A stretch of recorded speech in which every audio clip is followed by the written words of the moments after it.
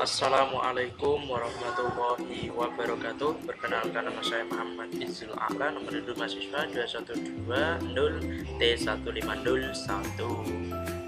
Oke, di sini saya akan merangkum atau menjelaskan untuk silabus mata kuliah pemrograman berorientasi objek.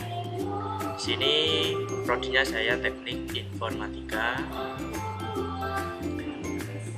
Oke, jadi silabus mata kuliah ini unsur-unsurnya, yang pertama kita kompetensi dasar. Jadi setelah mengikuti kuliah ini, mahasiswa dapat memahami bahkan menjelaskan konsep dasar pemrograman berorientasi objek.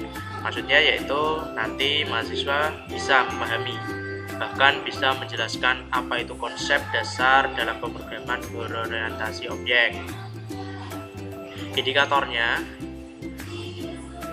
yang perlu bisa yang dijelaskan oleh mahasiswa, yang pertama menjelaskan latar belakang serta pemahaman tentang konsep pemrograman berorientasi objek dan perbandingannya dengan pemrograman prosedural. Yang kedua yaitu mahasiswa dapat memahami konsep dasar pemrograman berorientasi objek. Ketiga, memahami dasar-dasar aturan pemrograman di Java sebagai basis pemrograman OP. Oke, pokok pembahasan atau materi pertama yaitu pengenalan dan dasar pemrograman berorientasi objek atau PBO. Yang pertama, definisi apa itu pemrograman berorientasi objek. Yang kedua, teknologi Java-nya apa aja. Yang ketiga, perbandingan pemrograman prosedural dan pemrograman berorientasi objek.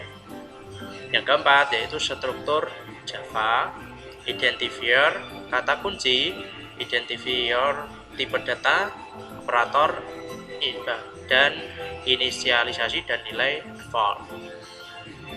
Untuk aktivitas pembelajaran, yang pertama menjelaskan pemrograman berorientasi objek. Yang kedua menjelaskan teknologi Java. Yang untuk materi yang praktek kemarin itu kita hanya udah menginstal Java-nya, terus menginstal kita menginstal Java JDK-nya dulu, baru install NetBeans-nya program Java-nya. Yang ketiga menjelaskan konsep pemrograman prosedural. Nah, yang ketiga ini menjelaskan konsep-konsep pemrograman, karena pemrograman itu tidak hanya satu jenis, ada prosedural dan OOP. Yang keempat menjelaskan struktur Java, tadi yang disebutkan dalam materi yang pokok bahasannya seperti menjelaskan struktur Java, identifier, kata kunci, tipe data, operator, inisialisasi, dan nilai default. Yang kelima, diskusi mengenai konsep dasar tadi 1-4. Yang keenam yaitu memberikan contoh program sederhana dengan Java. Untuk waktunya yaitu 2 jam. Untuk evaluasi, yang pertama melakukan tanya jawab. Nah, ini kebanyakan yang kita lakukan untuk kuliah seperti ini, nanti ada sesi tanya jawab. Yang kedua, Pak dosen memberikan latihan kelas atau tugas, dan ketiga memberikan tugas. Yang kedua, kompetensi dasar yang kedua, setelah mengikuti kuliah dapat memahami dan menjelaskan objek dan kelas. Indikatornya, mahasiswa dapat memahami dan menjelaskan konsep, objek, dan kelas. Yang kedua, membuat kode program sesuai dengan aturan penulisan deskripsi atau dokumentasinya.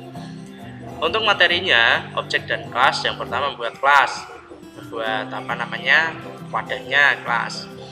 Yang kedua, menginstansiasi objek.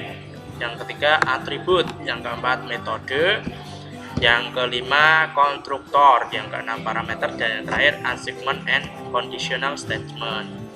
Untuk aktivitas pembelajaran, yang pertama menjelaskan kelas, menjelaskan apa itu fungsi kelas, apa untuk membuatnya juga.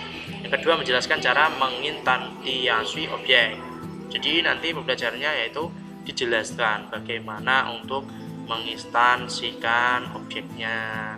Yang ketiga menjelaskan atribut dan metode. Metode maksudnya mungkin atributnya untuk kegunaannya apa dan apa aja yang perlukan. Yang keempat yaitu menjelaskan konstruktor atau parameter. Yang kelima menjelaskan assignment dan conditional statement. Yang keenam diskusi. Yang keenam ini sangat penting karena diskusi sangatlah penting banget untuk dalam kita mempelajari suatu mata kuliah seperti ini. Bahkan untuk mendapatkan hasil yang bagus kita harus mendiskusikannya. Yang ketujuh memberikan contoh program. Yang kedelapan memberi latihan seperti biasa. Dan evaluasinya ya tetap ada tanya jawab. Yang ketiga yaitu kompetensi dasar, yaitu setelah mengikuti kuliah mahasiswa dapat menjelaskan interaksi antar objek. Bisa menjelaskan antar objek. Indikatornya mahasiswa objek. Untuk materinya memanipulasi atribut dan metode melalui kelas lain. Berarti kita membuat beberapa kelas dan bisa memanipulasinya. Yang kedua yaitu hak akses, yang ketiga static class, yang keempat overloading.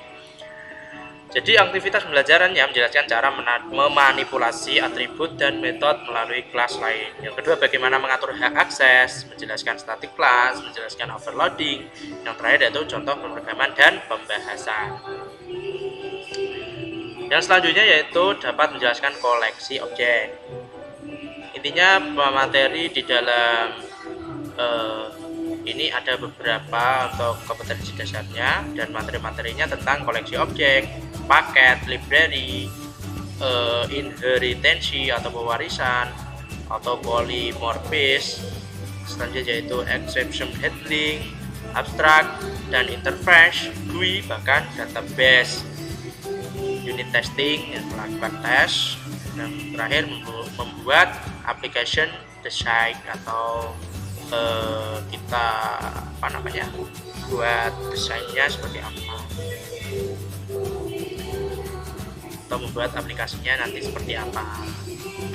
Jadi inti dari silabus mata kuliah ini yaitu pemrograman berorientasi objek, yaitu kita dapat memahami, dapat menjelaskan dan dapat membuat suatu program, dan dari ini kita menggunakan Java. Oke, sekian dari saya. Mungkin ada kesalahan, banyak kata, tutur kata yang saya tidak mengenakan. Saya mohon maaf sebesar-besarnya. Assalamualaikum warahmatullahi wabarakatuh.